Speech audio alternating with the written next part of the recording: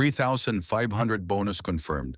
Ang sorpresa na siguradong magpapasaya sa lahat ng mga senior citizens sa buong bansa ngayong Nobyembre 2025. Marami ang hindi makapaniwala pero oo, kumpirmado na ang bagong bonus na ito ay opisyal na idadagdag sa mga pensyon ng mga tumatanggap ng SSS at GSIS benefits.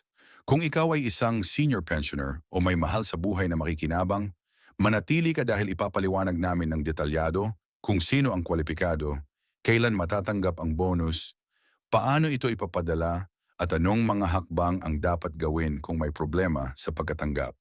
Sa video na ito, bibigyan din namin kayo ng praktikal na payo kung paano gamitin ang bonus ng matalino, pati na rin ang mga bagong update tungkol sa posibleng COLA at iba pang benepisyo na maaring ipatupad ngayong taon.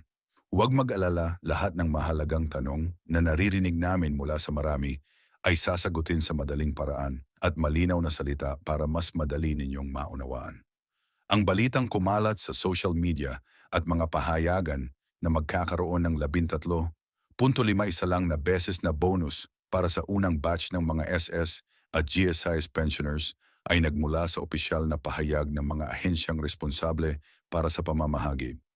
Ayon sa mga inilabas na memo at internal advisory, ang bonus ay idadagdag bilang one-time payment at automatikong ipapadala sa mga bank accounts ng mga kwalipikadong pensioners depende sa kanilang regular na schedule ng pension. Ito ay resulta ng pinagsamang deliberasyon ng Department of Finance, Department of Budget and Management, SSS at GSIS na nagdesisyon na maglaan ng pondo bilang pantawid sa gitna ng tumataas na presyo ng bilihin at mga gastusin sa pangaraw-araw. Mahalagang tandaan na ang bonus na ito ay hiwalay sa regular na buwan ng pensyon at sinadya upang magbigay ng dagdag na tulong sa mga pensioners ngayong Kapaskuhan, kapag maraming gastusin ang pamilya at maraming kailangang bumili para sa handaan. Kaya sa madalas na natanong ay sino ba ang eksaktong sakop ng 13.5 bonus? Ayon sa mga opisyal, lahat ng aktibong pensioners na nakatanggap ng kahit isang buwan ng pensyon sa taong dalawa, B25 ay otomatikong kwalipikado. Kasama rito ang regular retirement pensioners, disability pensioners at survivors pensioners.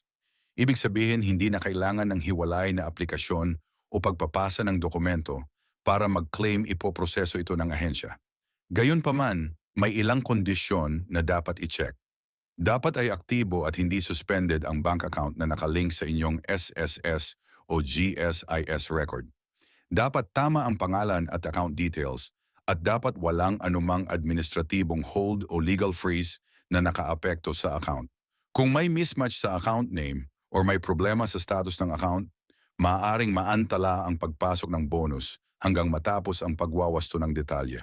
Tungkol naman sa timeline ng distribusyon, ang mga kinatawan ng SSS ay nagbigay ng estimate na makikita ng unang batch ng mga pensioners ang deposito sa pagitan ng Nobyembre 12 hanggang Nobyembre 25.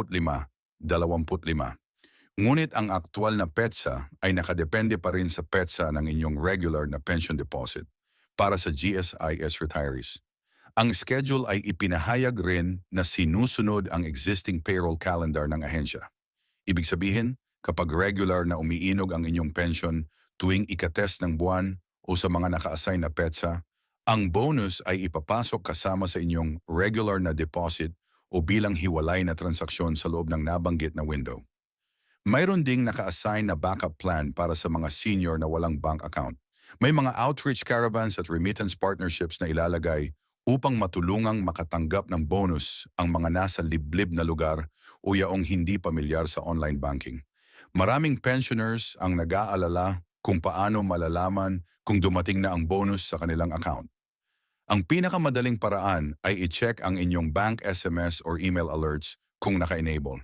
Kung hindi, pumunta sa inyong bank online portal o sa mobile banking app at suriin ang transaction history para sa Nobyembre 2, 25. Para sa mga hindi sanay gumamit ng teknolohiya, maaaring tumawag sa SSS o GSIS hotline o pumunta sa pinakamalapit na branch o service center. Pinapayo rin ng mga ahensya na magkaroon ng updated contact information sa kanilang system, lalo na mobile number at email, dahil may mga importanteng abiso na ipapadala ron. Kung may napansin na delay o hindi inaasahang status, agad na ipagbigay alam upang masimulan ng ahensya ang rectification process. Mahalaga ring maintindihan kung bakit may ganitong one-time bonus. Ayon sa mga ulat ng fiscal performance, tumaas ang revenue collections ng mga ahensya at mayroong surplus na nagbigay daan para maglaan ng pondo para sa mga karagdagang benepisyo. Bukod dito, ito ay bahagi rin ng pangmatagalang estratehiya ng gobyerno upang suportahan ang vulnerable sectors ng lipunan at kabilang sa listahan ang mga senior citizens na umaasa sa pensyon bilang pangunahing pinagkukunan ng kabuhayan. Ang hakbang na ito ay sinasabing pansamantalang lunas sa epekto ng inflation at dagdag na pasasalamat sa kontribusyon ng mga nakatatanda. Gayunpaman, iniingatan ng mga eksperto ang usapin ng sustainability. Ibig sabihin, tinitingnan kung paano mapapanatili ang ganitong klaseng ayuda nang hindi maapektuhan ang long-term financial health ng ahensya. Hindi mawawala ang mga praktikal na paalala bago umasa sa bonus. Siguraduhing tama ang lahat ng detalye sa inyong SSS o GSIS profile, lalo na ang bank account number at pangalan ng account holder. Kung nagpalit kayo ng bank account sa loob ng 2025, siguraduhing na-update ito sa ahensya ng maaga upang maiwasan ang delay. Para sa mga may joint accounts o iba pang uri ng account setup, tiyaking compatible ang account sa requirements ng SSS GSIS para sa direct deposit. Kung wala naman kayong bank account, huwag magpanik. May mga remittance partners na magkakaroon ng designated payout centers at may mga outreach programs na tutulong para makuha ng mga senior ang kanilang bonus ng ligtas at maayos. Marami ring nagtanong kung ang bonus na ito ay papatawan ba ng buwis o iba pang deductions.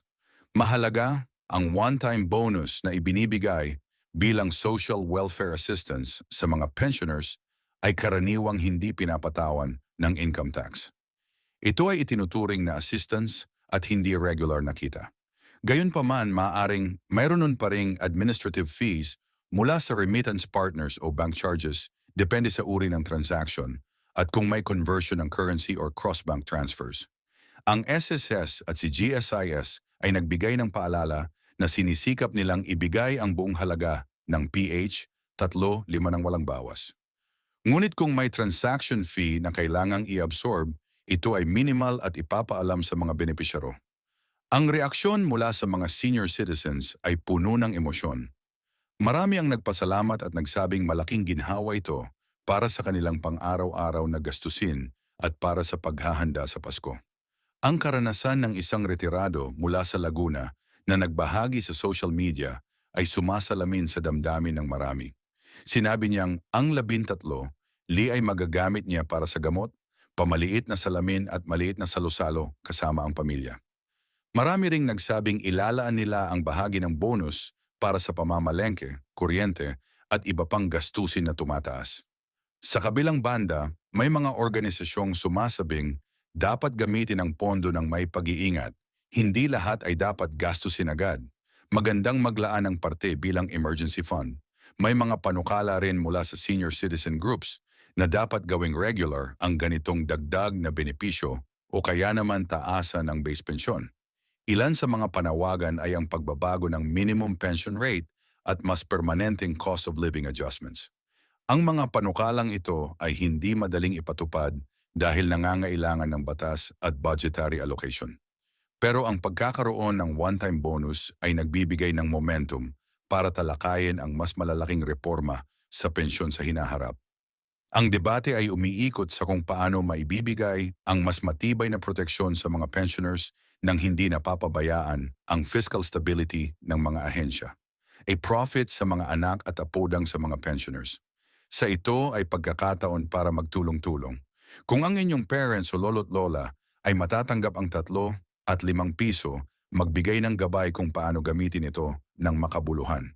Halimbawa, unahin ang gamot at medical needs. Pagkatapos ay groceries at utility bills. At kung may sobra, magtabi para sa emergency o maliit na negosyo. Ang simple at praktikal na financial planning ay makakatulong upang hindi masayang ang ayuda. Maaari ring gamitin ang bahagi ng pondo upang bayaran ang mga overdue bills upang maiwasan ang dagdag na penalty o ilaan ng maliit na halaga sa preventive health checkup. May mga hakbang din ang SSS at GSIS para matulungan ang mga senior na hindi madaling makapunta sa bank or service center. Magkakaroon ng mobile payout, stations at partnership